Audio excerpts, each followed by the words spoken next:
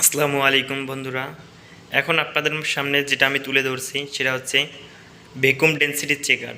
তো আমরা আরেকটু নামটা স্পষ্টভাবে দেখার চেষ্টা করি। এই যে ভ্যাকুয়াম ডেনসিটি চেকার।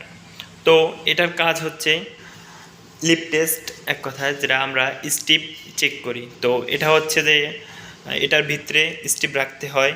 আর এই যে আপনার নীল কালারটা দেখছেন, এটা হচ্ছে মিথাইলিন ব্লু। তো এগুলা দিয়ে তারপরে আটকে দিতে হয় এবং এটার প্রেশার হচ্ছে 500। এখানে দেখা যায় 200 সেট করা। তো সাধারণত আমরা 200 দিয়ে স্টিপ দেখা হয়। আর যদি আপনার ফিলিং মানে বোতল, বিশেষ করে যেগুলা ওই বোতলগুলা 500 করে দেখা হয়। তো এখন আমরা এটাকে অন করে দেব।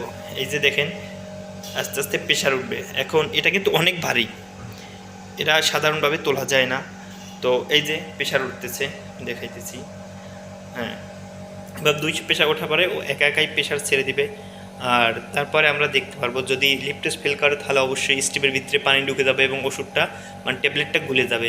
আর ফিলিং বোতলের ক্ষেত্রে সে বোতলের ভিতরে পানি ঢুকে যাবে এবং ওটা কি ধলা হয়ে যাবে, মানে একসাথ হয়ে যাবে পাউডারগুলো।